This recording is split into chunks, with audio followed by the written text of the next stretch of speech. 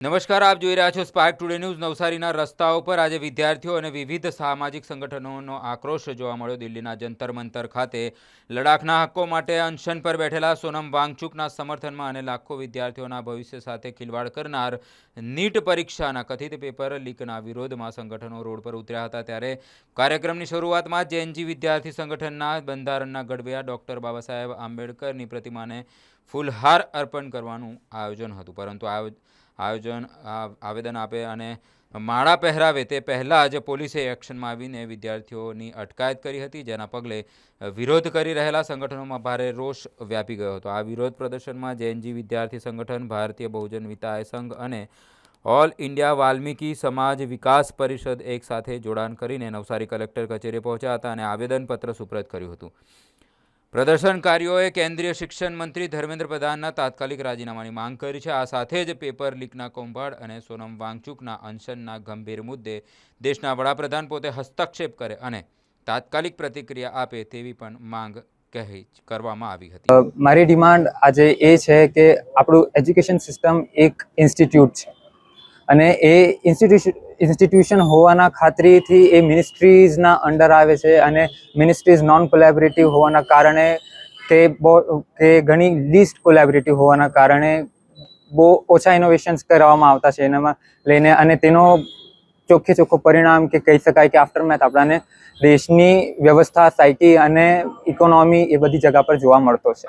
હવે એજ્યુકેશન સિસ્ટમમાં ટ્રાન્સપરન્સી હોવી બહુ જ જરૂરી છે, કેમ કે એ દરેક સ્ટુડન્ટનો જ નહીં, એક દરેક નાગરિકનો ડેમોક્રેટિક રાઇટ છે. કોન્સ્ટિટ્યુશન અમને એ રાઇટ આપે છે, રાઇટ ટુ ઇન્ફોર્મેશન, કે અમે માંગણી કરી શકીએ કે આ અકાઉન્ટેબિલિટી કેમ નથી અમને મળતી.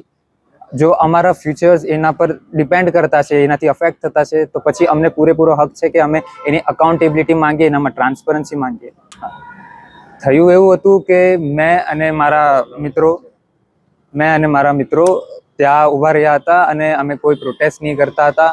અમે ત્યાં ખાલી અમારી એક પોલિથીન બેગ હતી તેની સાથે ઊભા રહેલા હતા અને વરસાદ પણ પડતો હતો, અને થોડીક વારમાં પોલીસ આવ્યા અને એમને પૂછ્યું કે શું કરતા છો તમે અહીંયા. તો અમે એમને કંઈ એવો જવાબ નહીં આપ્યો કે અમે આ કરતા છે, કેમ કે અમે કંઈ કરતા હતા જ નહીં. અમે ખાલી ઊભા રહેલા હતા અને વી વર જસ્ટ વેઇટિંગ અબાઉટ ઇટ કે અમારા ફ્રેન્ડ છે, કલીગ છે, તે આવે અને અમારી હેલ્પ આઉટ કરે. પણ એટલી વારમાં અમને અટકાયત કરવામાં આવી અને અમને ડાયરેક્ટ પોલીસ સ્ટેશનમાં લઈ જવામાં આવ્યા. એમને ડિટેન કરી લીધા છે, વિચ ઇઝ વેરી રોંગ. અને વાત એ કહેવામાં આવે છે કે એમની હેલ્થ બહુ જ ક્રિટિકલ થઈ ગયેલી હતી, એટલે એમને ડિટેન કરી લીધા છે. પણ વાત એ ચાલતી છે કે તમે એમને ડિટેન કરી લેતા છો, પણ તમે એમને જવાબ આપવા આવતા નથી. એક નોર્મલ મીટિંગ, એક અકાઉન્ટેબિલિટી માંગવામાં આવતી છે, તમે એ કરવા આવતા નથી અને આટલી બધી પોલીસો આવી જતી છે અને એમને ડિટેન કરી લેતી છે. બે ઘટનાઓ ઘટતી છે, પણ એક ઘટનાને અવોઇડ કરવામાં આવતું છે. We want accountability and that is our right.